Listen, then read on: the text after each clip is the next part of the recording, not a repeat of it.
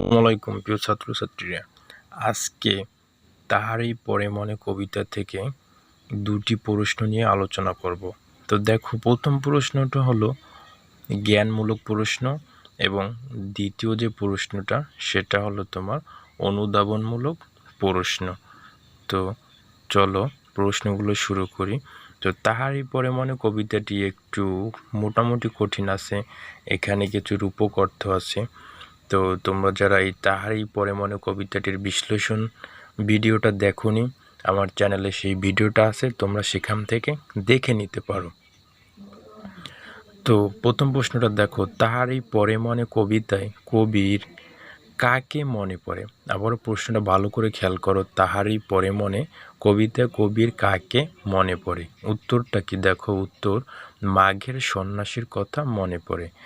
এখানে কিন্তু আমরা প্রথমেই বুঝতে পারি যে তার স্বামীর কথা বোঝানো হয়, আসলে না। এখানে কি বলছে, কবিতায় কবির কাকে মনে পড়ে? মাঘের সন্ন্যাসীর কথা মনে পড়ে।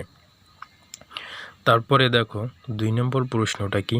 2 নম্বর প্রশ্নটা হলো, কবি শীত ঋতুকে কেন মাঘের সন্ন্যাসী বলেছেন? আবারও ভালো করে খেয়াল করে দেখো, প্রথমে আমরা মাঘের সন্ন্যাসী সম্পর্কে জানলাম যে এটা কবির মনে পড়ে এই কবিতার ভিতরে।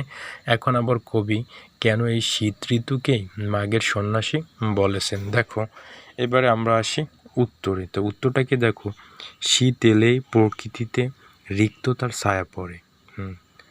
খেয়াল করে দেখো, শীত এলেই প্রকৃতিতে রিক্ততার ছায়া পড়ে, গাছের পাতা বিবর্ণ হয় ঝরে পড়ে।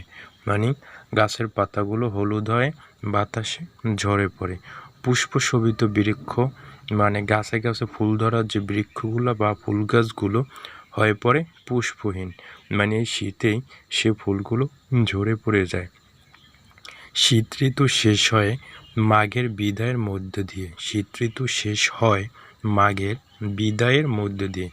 এই জন্যই বলছে যে মাঘ মাসের মধ্যেই কিন্তু শীত ঋতু শেষ হয়ে যায়। কবি এখানে এটাই বোঝাতে চেয়েছেন যে শীত ঋতু শেষ হয় মাঘ মাসের বিদায়ের মধ্য দিয়ে।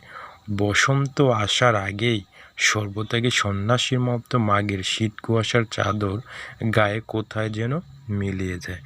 বলছে কি, বসন্ত আসার আগেই শীত কুয়াশার চাদর গায়ে দিয়ে কোথায় যেন মিলিয়ে যায়।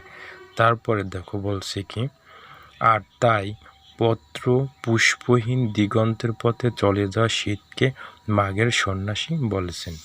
মানে পুষ্পহীন মানে ফুলহীন যে দিগন্ত, যে পথ, সেই পথ থেকে শীতের যে চলে যাওয়া